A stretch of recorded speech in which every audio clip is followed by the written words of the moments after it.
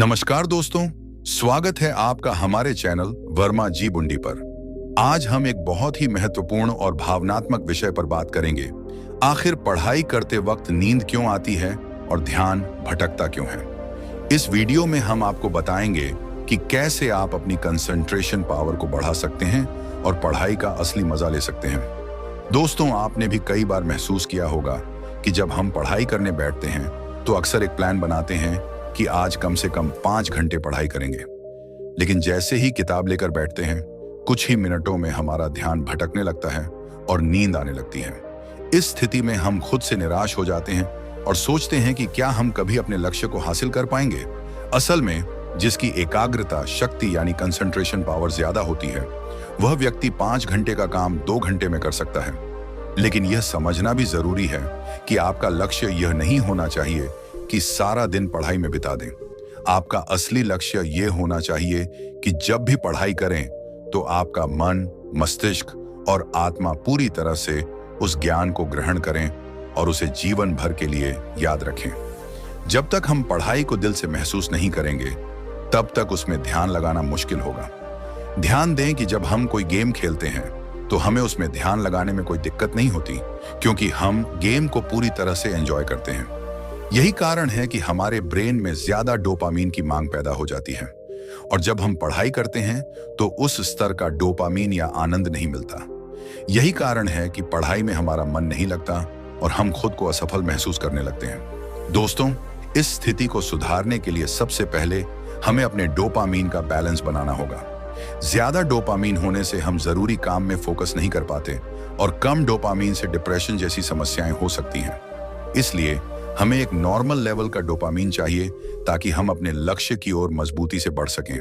सबसे पहले यह पता करें कि आपको किस चीज की आदत है, फास्ट फूड, मोबाइल या कुछ और। हफ्ते में सिर्फ एक दिन उस आदत को छोड़ दें। मान लें आपको फास्ट फूड की आदत है तो सिर्फ एक दिन घर का खाना खाएं। दिन की शुरुआत मुश्किल कामों से करें, जैसे पढ़ाई या कोई मेहनत का काम, ताकि पूरे दिन आपका मन सही दिशा में लगा रहे। जब भी आप पढ़ाई करने बैठें तो 5 मिनट के लिए अपने लक्ष्य को ध्यान में लाएं। सोचें कि आप इस मेहनत से क्या बनना चाहते हैं। अगर आपका सपना आर्मी में जाना है तो खुद को उस वर्दी में इमेजिन करें। बार बार अपने लक्ष्य को याद दिलाएं। जब आपका गोल एकदम स्पष्ट हो जाएगा तो आप और भी ज्यादा जोश और एफिशिएंसी के साथ काम कर पाएंगे। रिसर्च बताती है कि दिमाग को रीसेट होने में 90 दिन का समय लगता है। अगर आप 90 दिनों के लिए भी ब्रह्मचर्य की जीवन शैली अपनाते हैं तो इससे आपका डोपामीन डिटॉक्स हो जाएगा।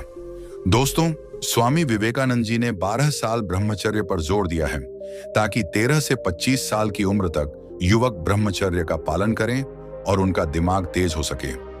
12 साल ब्रह्मचर्य के बाद व्यक्ति जो भी पढ़ता है वह उसके दिमाग में छप जाता है। ऐसा व्यक्ति न केवल अपनी पढ़ाई में बल्कि जीवन के हर क्षेत्र में सूर्य जैसा चमकता है।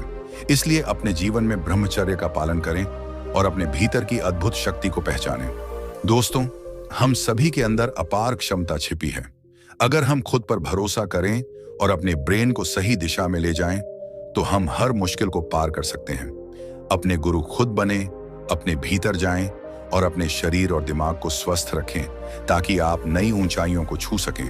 दोस्तों, अंत में यही कहना चाहूंगा कि पढ़ाई सिर्फ एक जिम्मेदारी नहीं है, बल्कि यह एक अवसर है अपनी जिंदगी को बेहतर बनाने का, अपने सपनों को हकीकत में बदलने का। ध्यान भटकना, नींद आना, ये सब हमारे मन के अस्थिरता के संकेत हैं।